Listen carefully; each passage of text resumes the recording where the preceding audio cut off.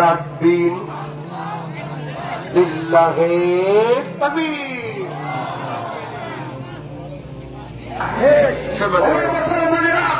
আজকের এই মাহফিল থেকে আপনাদেরকে প্রতিজ্ঞা করতে হবে, এই বাংলার জমিনে আর কোন আলেমকে জেলখানার মধ্যে বন্দী করতে দেওয়া হবে না, ঠিক কিনা?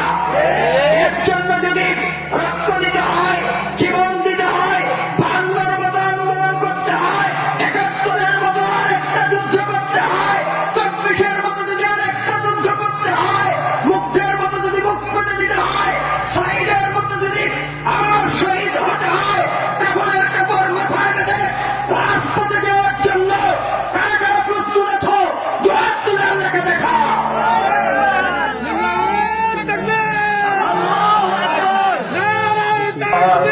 ইমানের পথে অবিচল থেকে আমার মরণ যেন হয়, বলো না আমিন।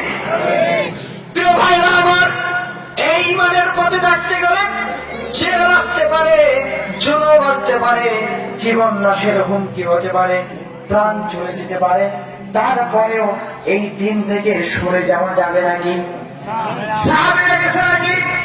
প্রিয় ভাইরা আমার, এই দিন থেকে বিন্দু পরিমাণ সরে যাওয়া যাবে না, কারণ রব্বুল আলামিন কোরআনুল কারীমের মধ্যে বলেছেন, ওয়ালানাবলুওয়ান্নাকুম বিশাইইম মিনাল খাউফি ওয়াল জু'i ওয়া নাকসিম মিনাল আমওয়ালি ওয়াল আনফুসি ওয়াস সামারাত।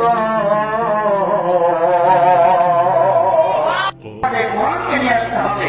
কোরআনকে নিয়ে আসার জন্য আমরা রাজি আছি তো দিয়েছেন। ইনশাআল্লাহ। ইমানের পথে থাকতে গেলে আমাদেরকে পরীক্ষার মধ্যে পড়তে হবে, কথা বলেন ঠিক কিনা? প্রিয় ভাইরা আমার, আল্লাহ রাসূলের প্রিয় সাহাবী আব্দুল্লাহ ইবনে হুযায়ফা রাদিয়াল্লাহু তাআলা আনহু এনাকে কত বড় পরীক্ষার মধ্যে ফেলেছিলেন। প্রিয় ভাইরা আমার, রোমদের সাথে